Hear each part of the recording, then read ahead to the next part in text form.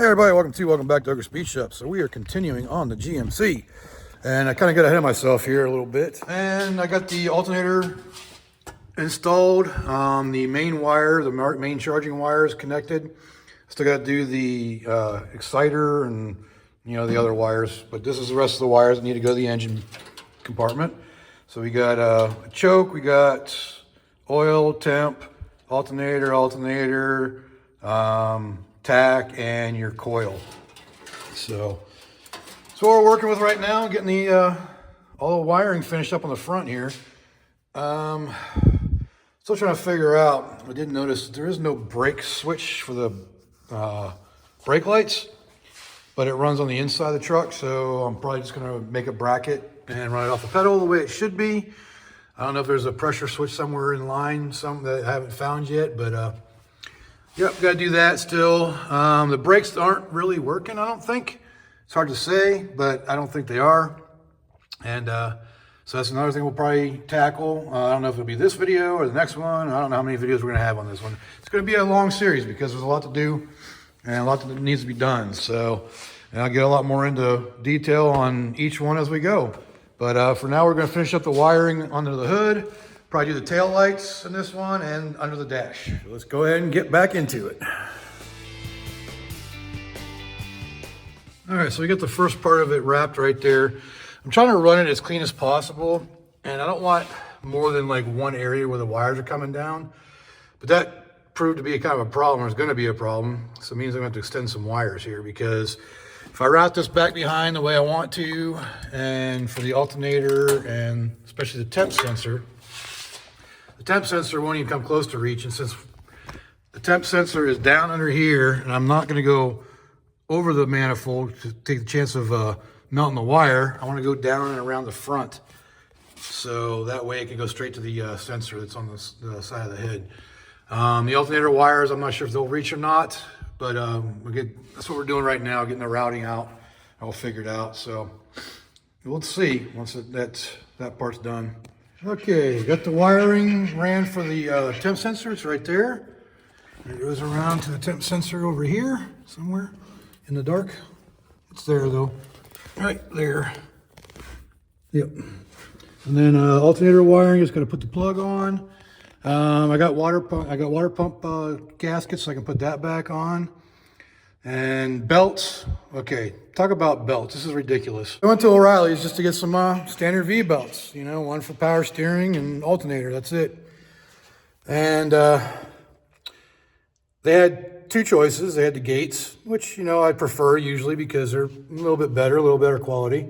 Then they have their what are they? The I can't remember the name of theirs, Max Pros or whatever. So those are the two options. And the ones I ended up ordering, because they didn't have in stock, were their house brand, Master Pro, that's what they are, Master Pro. They were $8.95 a piece. Cool. Well, they had one of the Gates in stock, and I almost bought it until I was looking at the ring up, $34.99. How is a belt? I know Gates is a good brand, but I don't think it's worth $26 more than the Master Pro brand. So yeah, I got the Master Pro ones coming. They'll be here tomorrow. But yeah, I didn't get that at all. But anyways, well, we got the temp sensor wired, got the alternator almost wired. Okay, so out of these wires over here, they're only going to be using one to start off with, because one's a tack wire, one's oil pressure, and one's a choke, and it's a vacuum actuated choke. So those will just be tucked away for now, if I ever do switch over to electric on the oil pressure, but it's got mechanical that works, so I don't see a reason for it. So after we get that, so just, I'm not going to cut this yet because I am doing HEI at some point, and then I'll hook that all up, and then we can move on into the cab and do the dash wiring, the gauge wiring, and we still have the wiring for the tail lights to do. And I know that ain't gonna be long enough to do what I want to do to make it unpluggable like the stock truck would have been. But hopefully in my stash of wires that I've had left over that I finally found, I had them stashed way back there underneath all that stuff. You couldn't see it, but I had it stashed back there, and So now I can access it. I'm gonna put it up there with the rest of the wiring on my tool or my bin, but should have enough wiring. If not, I got spools of it and I can buy it. I just like to keep it the same color. It's hard to find some of the colors, but that's what we're gonna be doing. We're almost fully wired now. All right, so this is where we're at right now. I pulled the balancer off because something about it just didn't seem right. Plus when I fired it up, it seemed to have a shake anytime I gave it some kind of RPM. And it didn't dawn on me until I took it off. I thought this ring right here was the rubber ring because it was dirty. I couldn't see it. That is not the rubber ring. The rubber ring is supposed to be around here, the rubber isolator. And it's supposed to be the actual balancer part here on the outside ring. And I'll show you in this picture right here. So yeah, that's what we're left with. And another thing I found out when I was, again, trying to adjust valves, I think we might have a couple bad lobes on the cam, or the studs are pulling out of the heads, one of the two. But when I was trying to crank it around to adjust the valves, adjust the rockers, that stripped out the crank. And I can't get the bolt to go back in. So I might probably do a time cert on it, maybe. Something a little more solid than a helicoil. But I don't know yet. But I got to figure out something because I can't turn the motor over with the crank now. Plus we got to hold the crank bolt on, or the crank pulley on, when we get a new one, because that one's toast. So that's where we're at on that. What else? Carburetor's off, 'cause I'm going to rebuild it because it doesn't have an accelerator pump. It does not pump it at all. So, and it's kind of leaking from that too. So I can't remember. I've never done a quadrajet. I've done Hollies and Edelbrocks, but never a quadrajet. So I'll have to see about there's supposed to be a seal here because when the fuel comes up out of here too. But yeah, those are some of the few things. I got the alternator on. I got the wiring done for the alternator, for the temp sensor. Like I said before, there's only one wire over here that we're using right now. And so the next thing is going to be gauge wiring. So I get that stuff wired up. And the horn, it was stuck on. When I started putting the battery power to it, the relay started clicking. I couldn't figure out what it was for a minute. But yeah, the horn was sticking, so I pulled that back off and should be good to go on that once I figure out what that needs. But yeah, that's where we're at.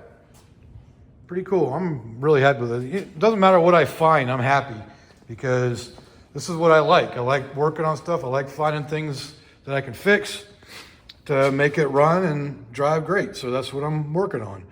And so that's where we're at. We need a new balancer. Got to figure out how bad this crank is stripped and finish some wiring.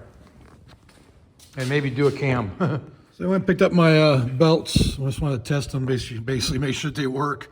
And they do. I just don't have a crank pulley. I don't have the balancer on there because, as you all know, it's bad.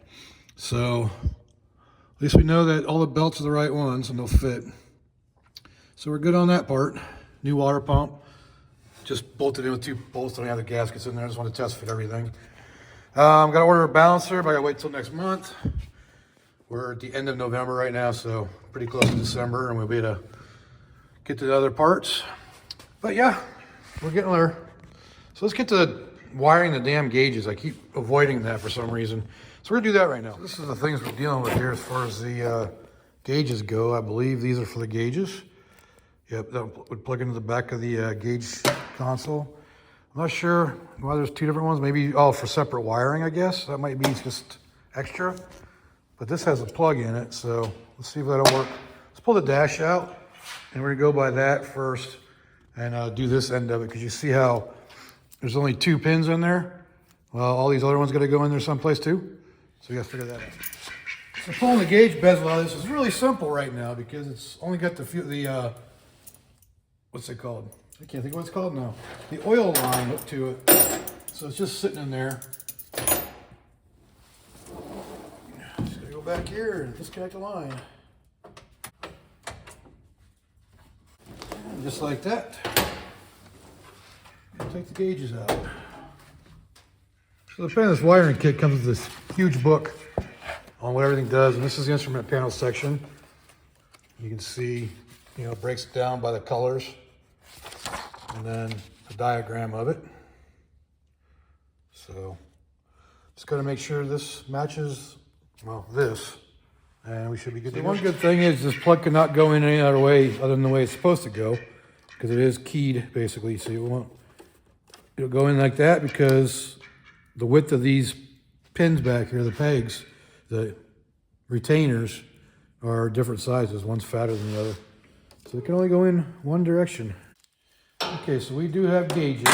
So we're gonna be using the factory connector pin out with gauges. So the top one here. So that's the back of it. So they're showing the back of the pin, the back of the connector. So the first one is red, solid red. Okay, so your solid red is your amp meter to the fuse panel. Then your light green is your high beam. Next one's gonna be your light blue. So the light blue is left turn signal. That goes in to slot 10. So the solid blue one is your turn signal, your right turn signal. That goes right next to the light blue one, which is your left turn signal. Okay, next one's your gray, which is going to be your lighting, I believe. And then after that, you got your black for your ground. Okay, so that's the top row done. Now we still have 6 more wires. So your red with the stripe goes in the next slot. Then you have a tan. So tan is your brake light warning indicator, unless there's 2 of them there. So I'm not sure which one goes which, but they're already in there. We didn't have to put those ones in. So they had those ones set for us. Okay, so tan. Next one after that's going to be a pink. And pink is your gauge power, your ignition power. It's pretty typical for most GMs that pink is going to be your ignition power for whatever you're working with. It's a very common color for it. That goes between the 2 tan ones. Brown, I bet you that's brown for your, it's gonna be alternator light. Brown, generator light. So yep, that's your alternator light. So brown's your alternator light. And the very last one is your green. And green is your coolant temp. Okay, so green's your coolant temp. So that completes all that. So that completes it. We got to get the plug ready for the gauges. And like I said, it can only go in one way. It plugs in just like that. And this will plug into the harness under the dash. All right, let's get these gauges installed. Hopefully for the last time. Well, probably won't be the last time, but you know what I mean.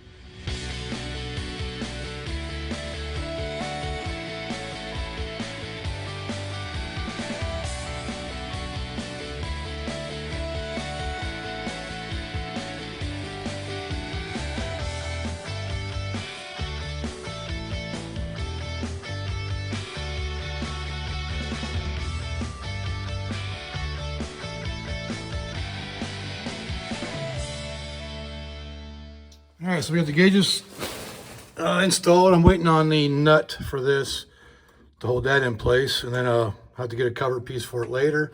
This one I did in place.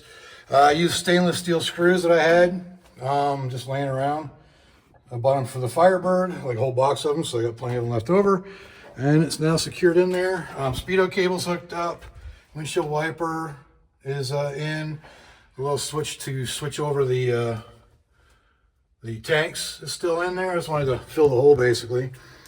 Maybe I should have put that ring on the outside, but I think it'll work that way too. So we should have all the gauges now. Still a little worried about the amp meter, but we'll see how that turns out. Just takes putting power to it, I guess. Stupid amp meter. Well, that was nice and eventful. There's definitely something wrong with the amp meter, so I got to disconnect that because as soon as I turned the key on, it popped the fuse. So, well, that's good. At least it popped the fuse. And that's what I was worried about. Okay, so it turns out it was blowing the 15 amp gauge fuse. Only when you turn the ignition on.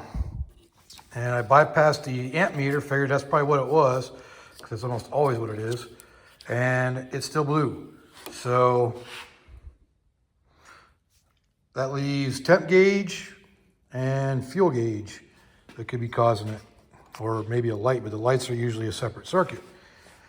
So yeah, gotta do some investigation to figure out if we can figure out exactly what's going on with that.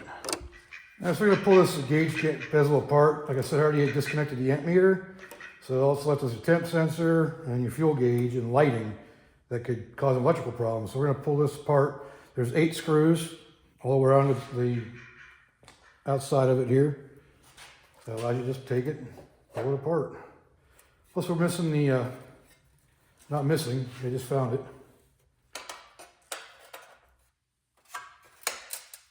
The green, wow, that's stuck right to it. The green light for your turn signal. It's supposed to be stuck on here, on that portion. So you have a green light when your turn signals are flashing. So, nothing obvious. I don't know what those lights are for. Parking brake.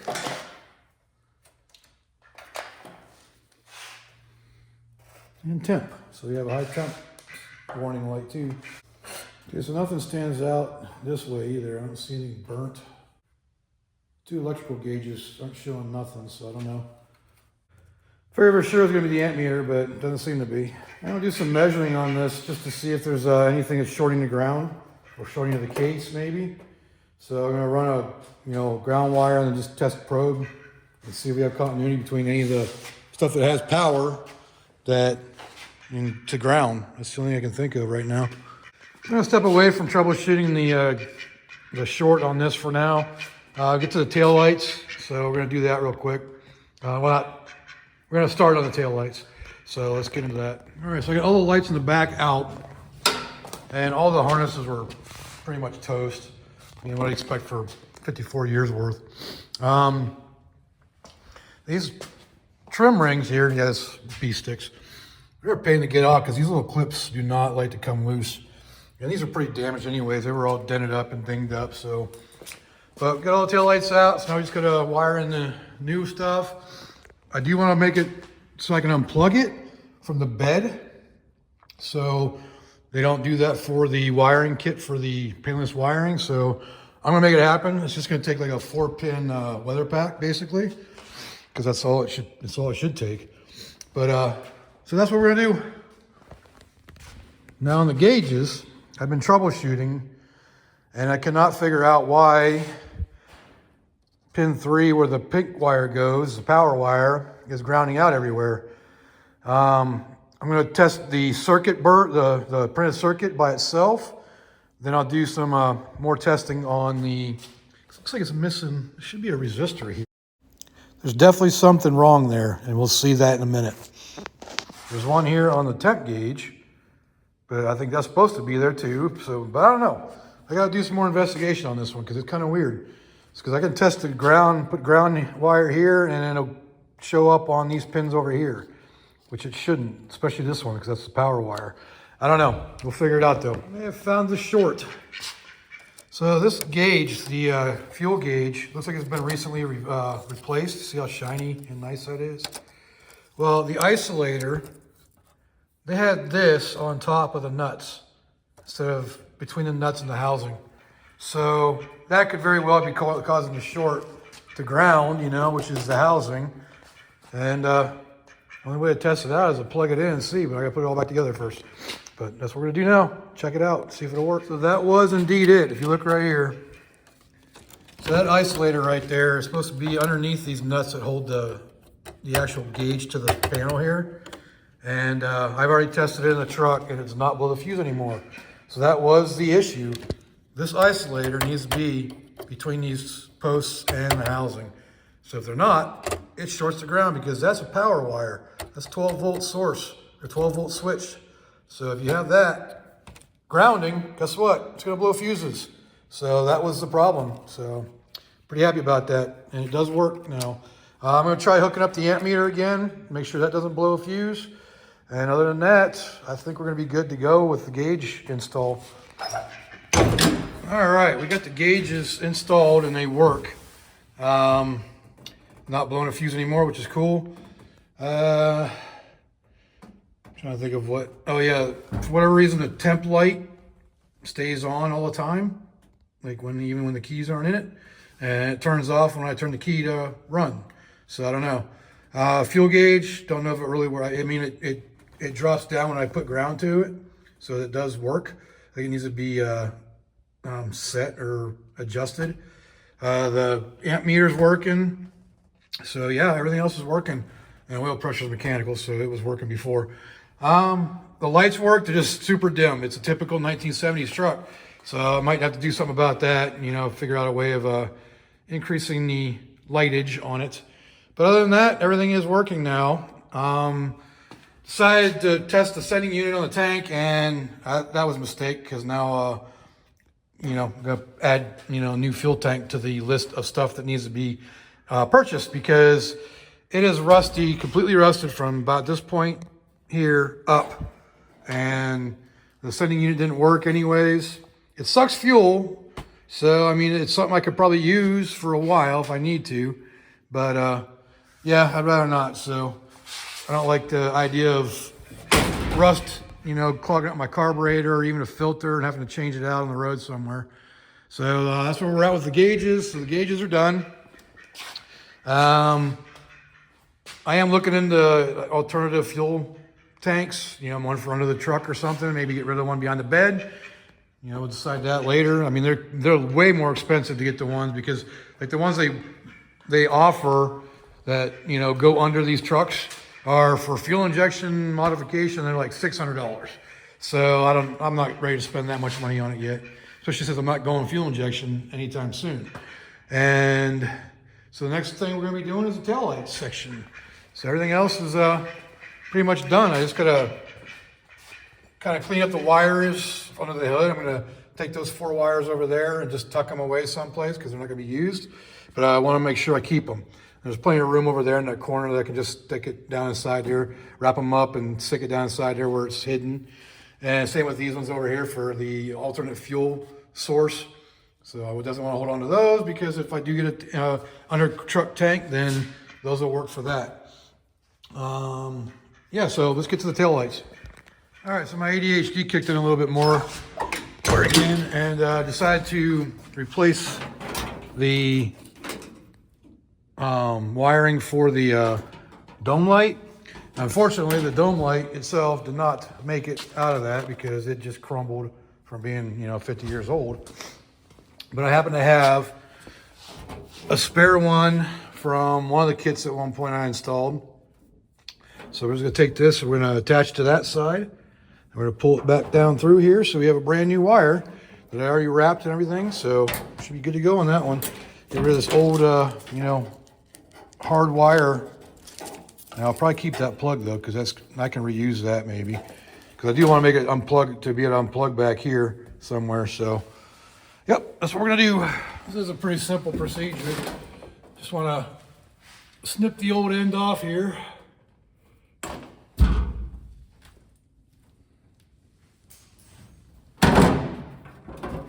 And then tape it together with the new piece. Shouldn't be anything in there too bad to stop it from being pulled through. And where's the opening of the tape? There it is. So just tape these two together. I have a fish tape too that I could use to pull this through, but if the wire's already there and we're replacing it, might as well use it. Oh, that ain't gonna hold. That should hold. All right, so I'm just gonna slowly pull it through.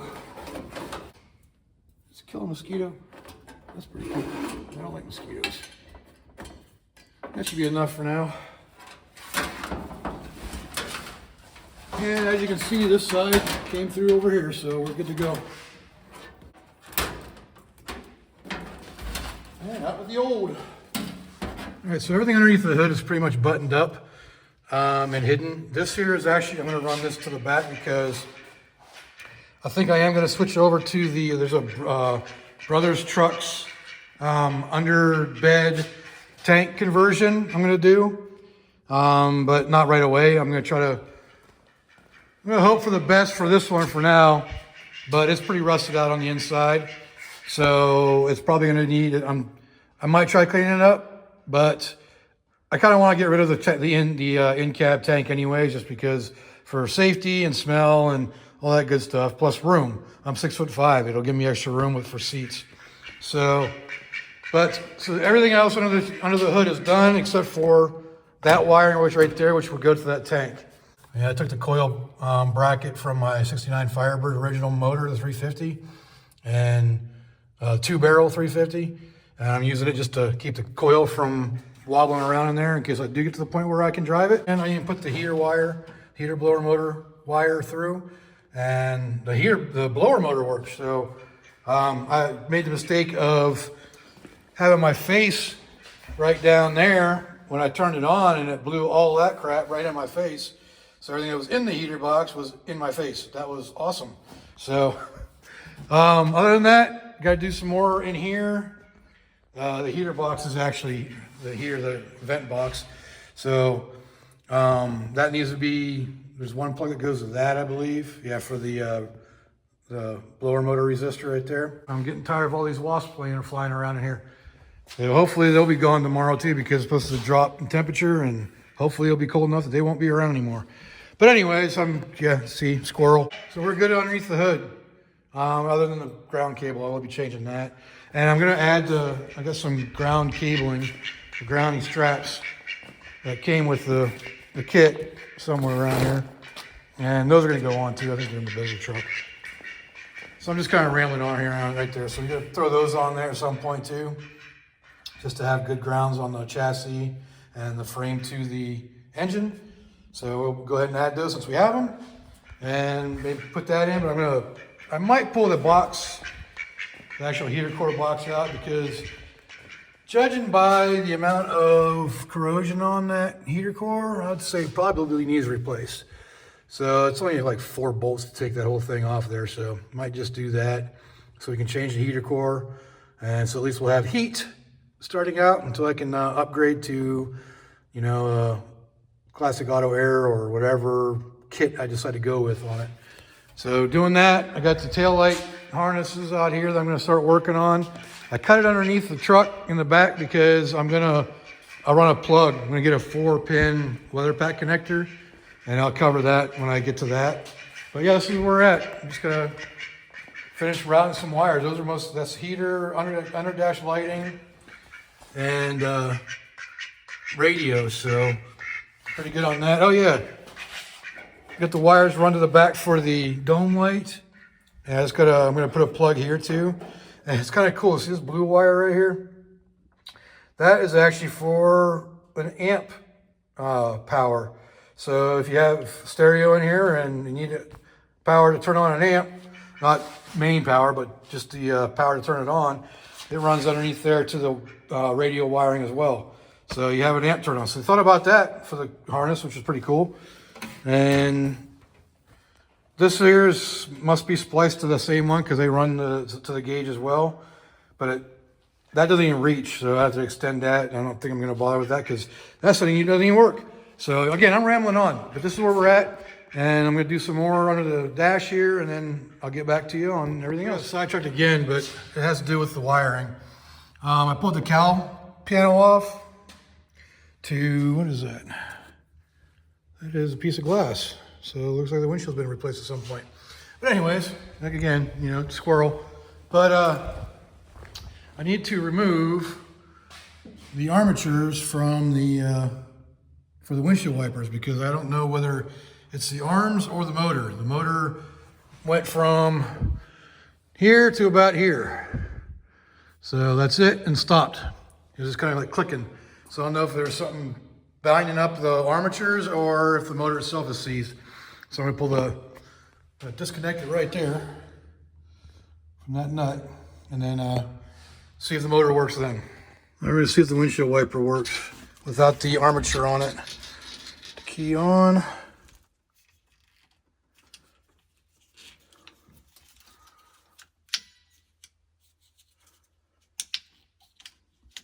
Do I have power? Yep. Appears it does not work.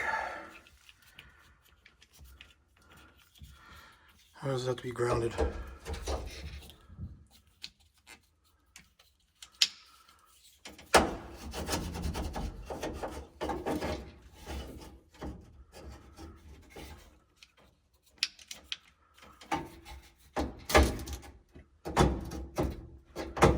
Yeah, I think the motor's locked up. I got the pump out. There are 3 5/16 headed screws that hold that thing in. I don't know what I'm gonna try here. Nothing seems to be working, so I don't know. Oh, we'll test it, bench test it, and see what happens. I've been kind of all over the place this morning, playing around with stiffer stuff. So the motor does kind of work, but it's struggling, so I'm just gonna go ahead and replace it. I can go like $60 on Summit, so maybe a little bit more. I can't remember. I got it in my wish list for my list of parts for the truck. But the pump definitely doesn't work, so that needs to be replaced anyways. I decided to pull the heater box out because it's a few bolts and it came right out. So I might as well do that and replace the heater core while I'm at it, because there's a lot of corrosion on there. I'm pretty sure it's going to be leaking. And the new one's, only like $40. So, and it's worth it because it's lifetime warranty too from O'Reilly's, which is pretty cool. And so yeah, the heater box is out. Plus, I wanted to clean inside there because after I tested the heater blower motor and got sprayed in the face with all the junk and crap, it was time to take that apart and clean it. So I clean up everything while I'm in here. See, what else did I do? I think that's about it. Got everything off. I was thinking about taking the fender and switching it out too, but I have to take the hood off, and I'm by myself, so I'm not really gonna do that yet. I might set up the engine hoist to do that because it's gonna be heavy, and I'm not really wanting to deal with that kind of weight on my back. So, but I got the cowl off to get the motor out. I'm gonna clean up around that too, and finish up wiring here. Oh, I did test. I figured out all the tail lights. I wasn't sure because they didn't seem to be working, but I tested them again and they do work. So I'm not to worry about ordering new ones of those. Just gotta make sure they're grounded very well. So I'll clean them up a little bit. You can see I cleaned up this one a little bit down inside and whatnot. But so just need a little bit of cleanup, and should be able to reuse those. Probably could use new lenses, but I'm on a budget right now, so I'm not going to worry about that. It'll light up, and that's all that matters. Still going to finish the wiring back here. And that's pretty much it. So I think we're pretty much caught up now on where we're at. I am going to be pulling the dash back out, see if I can reset that gauge, the gas gauge, so it actually goes to empty when it's grounded. Hook up the lights over there with a plug. And I still gotta go, I need to get a 4-pin weather pack connector to do the tail section of the wiring. And I'm thinking about pulling the intake off too, just to take a look at the cam, to make sure it doesn't have any flattened lobes or anything, because if it's just the rocker studs that need to be replaced, then I can do that here. Or if it's a cam, then I want to get that stuff ordered. And I'm gonna get a new timing cover too, because that tab's broken off for the timing. And I can get all that from O'Reilly's. And the crank, the balancer, another lifetime warranty thing, so might as well get it from there for, well, after shipping, it's gonna be the exact same price. It doesn't really matter. But yeah, so that's where we're at on this. And get some more wiring done, and then I'll come back and show you the lights working, hopefully. Okay, I've got all the lighting wired up to the tail lights and the reverse lights and the side marker lights. I just got to put them all together and plug them into the front. So that's where we're at now back here. But they all work. I've tested them. Make sure that they're working through the ground on the body, which they are now. This one here, who is this one? One of them. No, it was this one over here. The reverse light would not even have continuity from the housing to the plug. So it's like, I don't know what's going on with that one, but I played around with it, cleaned it up, pounded on a little bit, and it's working now. So that's going to get bulbs in the side markers. I got bulbs and everything else. I think I might have a couple 194s to put in there. Then I just got to do the wiring underneath and make a tail light harness that can be unplugged to remove the bed. Well, I almost forgot. That plug right there, which is a trailer harness of some sort, it's supposed to be the license plate light, which I don't have one. So that will be something else I need to add to it. It's just a wire that runs to the same lights as your running lights. So not a big deal. Add that wire in the harness. Make that unplug from the bumper because the bumper stays on the frame if you take the bed off, you know, that type of thing. All right, so we got the lighting, wiring, and stuff done on the inside here.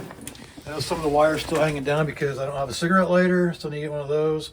I don't have heater control. Still need to get some of those.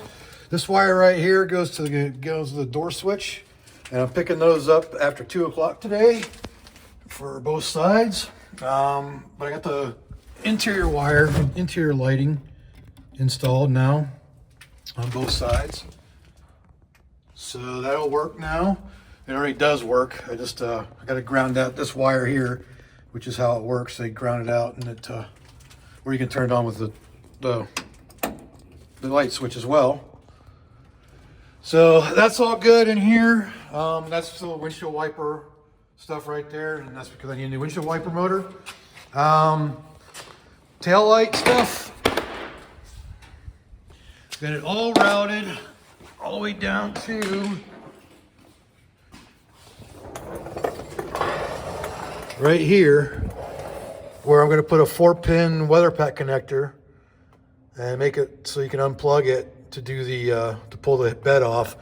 And I'm probably going to put another plug right here, like a 1-wire one, for the bumper, depending on what kind of light I get for it, for the license plate light.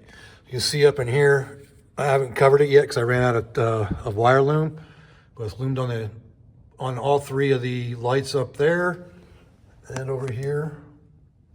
And so I just got to loom up the rest of it and then hang it, and that part will be done. And then do the plug right here, and we can have a nice usable wire harness that we can unplug from the truck, which will be pretty cool, because we are have to remove the bed when we get the tank, because the tank goes right here.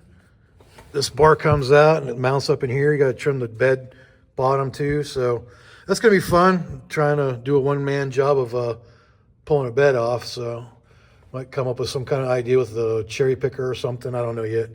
But the wiring is all but done. I just got to put these all together with a plug.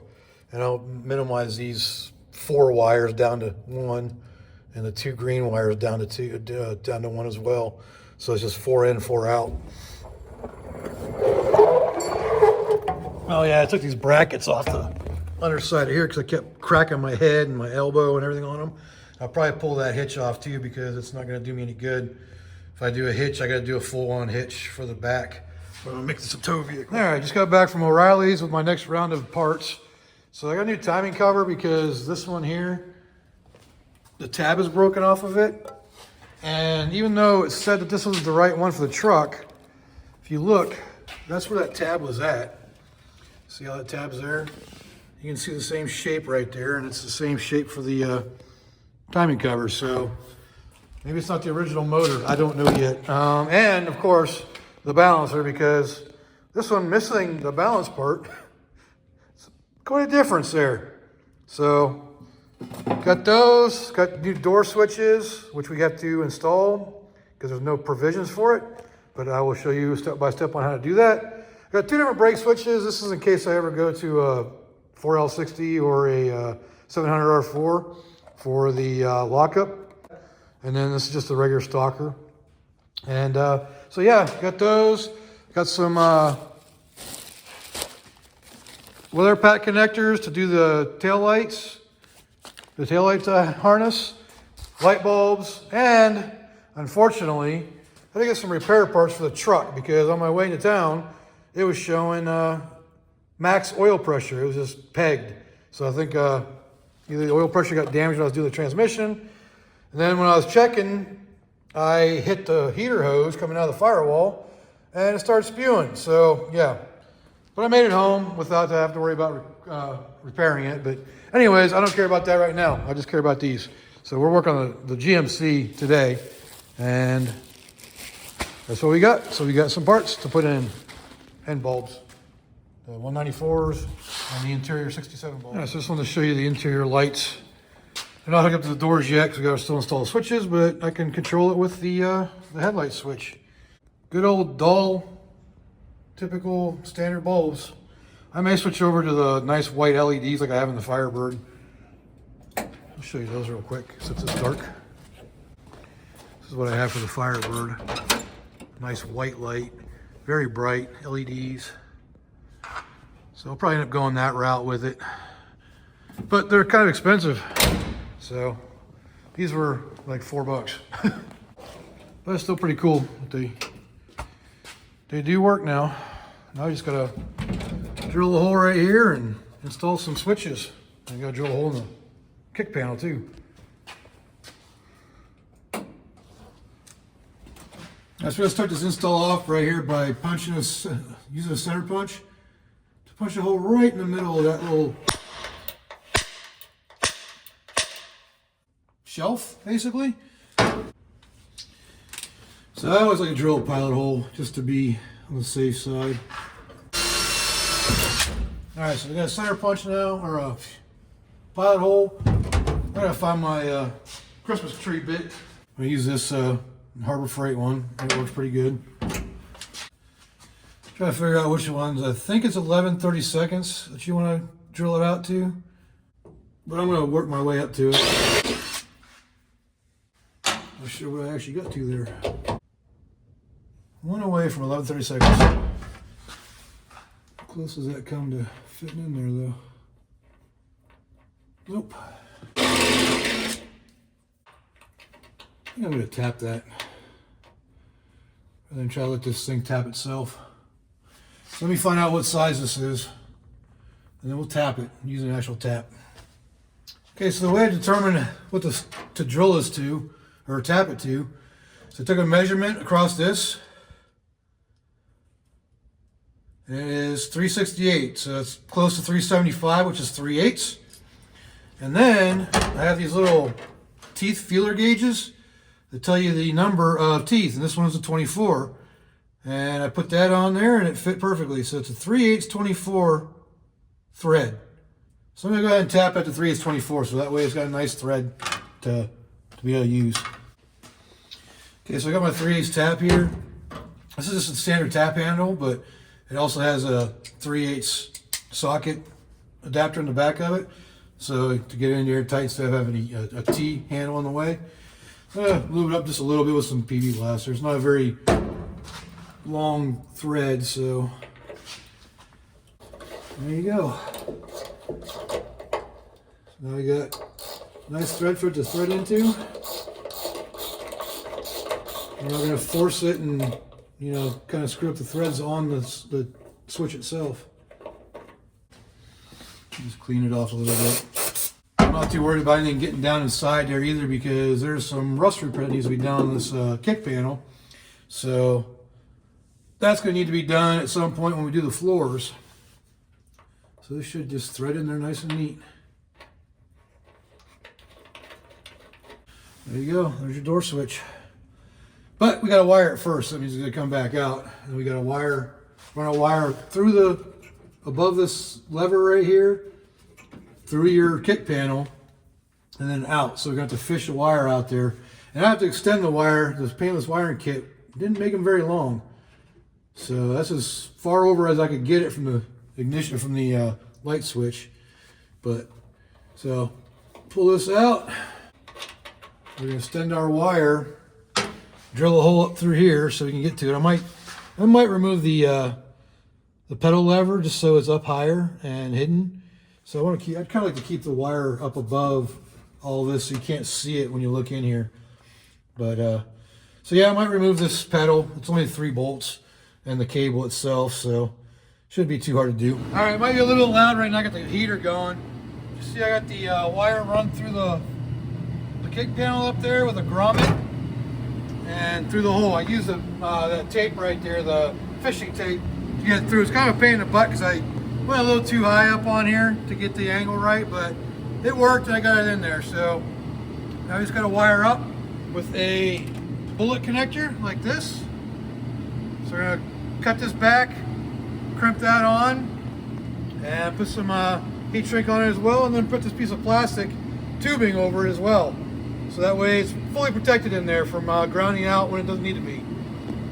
Okay, so we got that crimped on and then heat shrunk. this tube to go around it. And that just plugs right in. I don't know if I can do it with one hand. I don't think I can. Nope, can't. Give me a second. All right, so that's plugged in now. Got the, like I said, you got the shrink wrap on it. Now this plastic piece that came with it. So we can just feed it back in here.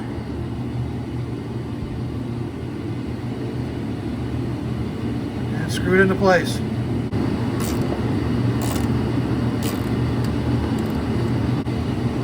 All right, there you have it. Switch is installed.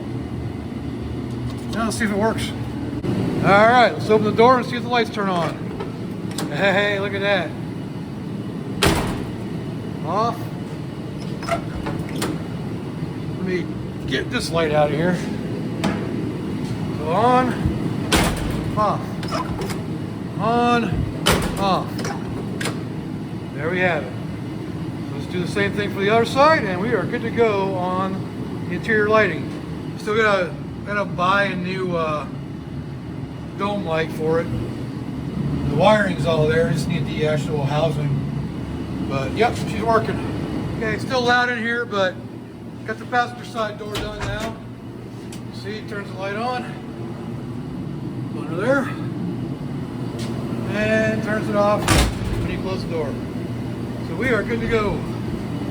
Door jams, the door switches are done. Next thing, wire up that 4-pin connector for the tail lights.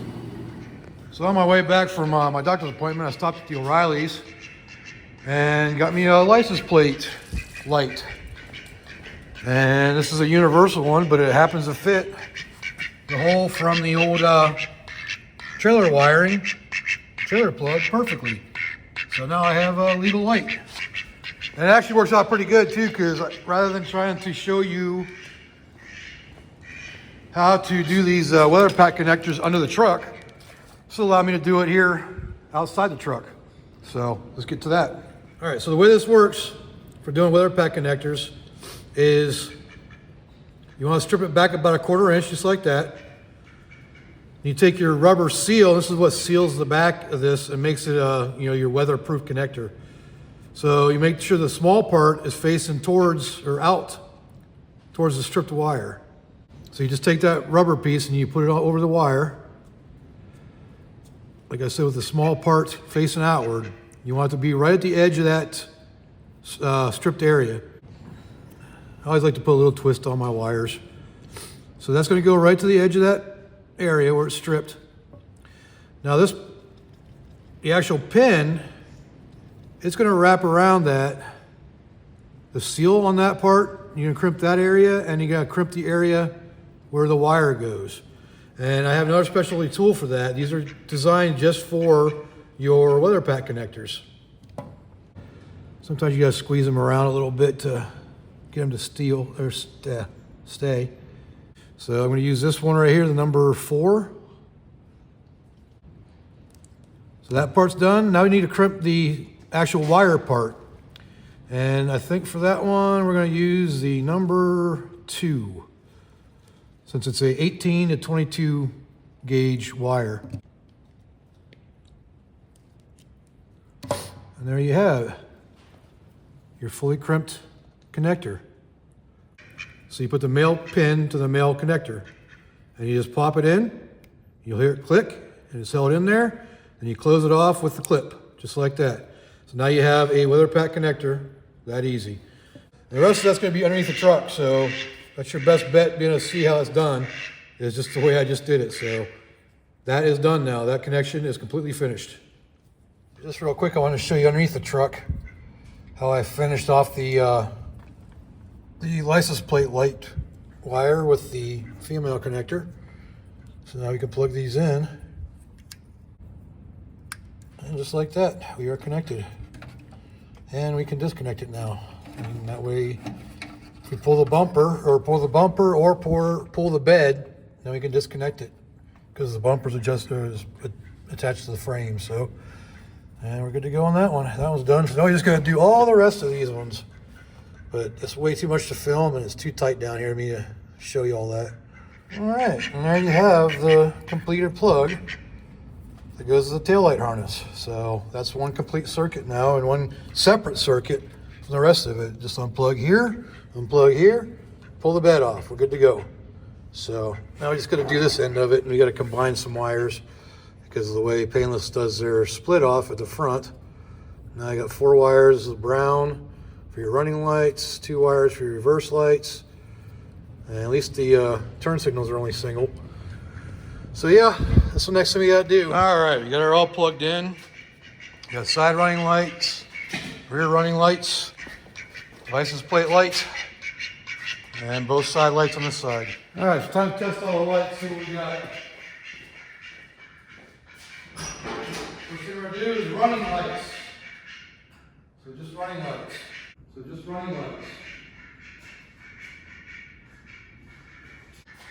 Next is going to be headlights.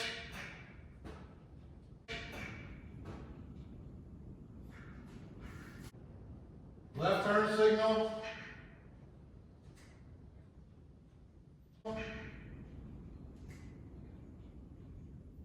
Right turn signal.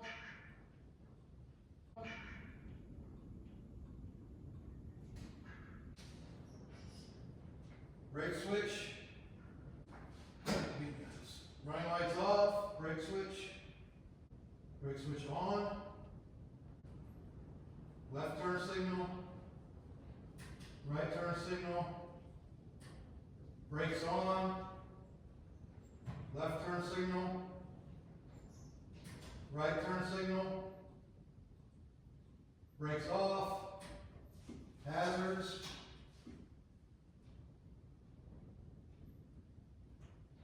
hazards off,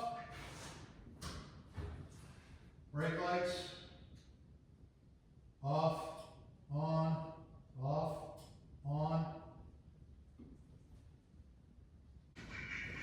timing, loading, brake lights off, running lights again, no, headlights, running lights, off, key off.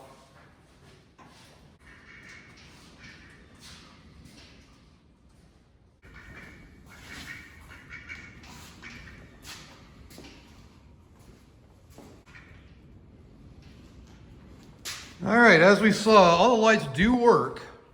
However, the brake lights are intermittently working. I know it only showed that side working in the video, but I've had them both working. So I think anytime I mess with the turn signal, I think it might affect it. And the brake lights, since they run from the turn signal wires, because the brake lights they share the wire for the turn signals, which means they go through the turn signal switch in the steering column. And this does not cancel on its own. It's a little sticky. So I might turn the steering wheel off and take a look at that and see if there's, gummed up switches or something. But everything works. Turn signals are working fine. And I have had both brake lights turn on, but for whatever reason, it's not working all the time. So usually that means the running lights work, so those are all good. We got good grounds because the turn signals work, side markers work, and the running lights work. So everything's grounded properly. I didn't check the reverse lights. That's something I gotta do. But anyways, so yeah, that's what we're looking at. I'm gonna check that switch out, check the connections up there, check the brake switch, make sure it's still good. It's actually good. Put a different one in there just to test it, but that's where we're at right now. So gotta figure out why the brake lights aren't always working. Okay, so we got reverse lights, both sides. I just have it jumpered right now because this shifter, there is something not right about it. I can't get it to work right. So I don't know if the switch is bad because it does have a neutral safety switch up in here with reverse. So, but yeah, I think I gotta tear this column apart. So as you may see here, we have the steering column all torn apart because I think, the switch was bad. So that's gonna be changed, but also the shifter wasn't working, but that's gonna be a whole different video. This was mainly for wiring and we're done with that pretty much. So we're gonna leave it at that. Do it for this second part of wiring the 1970 GMC truck. the 2500. As you saw, most of the stuff is working properly. A couple little glitches we got to work on.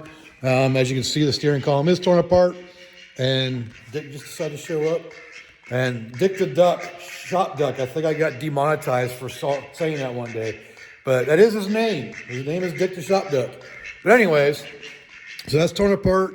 I got a little bit of wiring to do in here. I mean, the radio, we don't have a radio. We don't have the climate control stuff yet.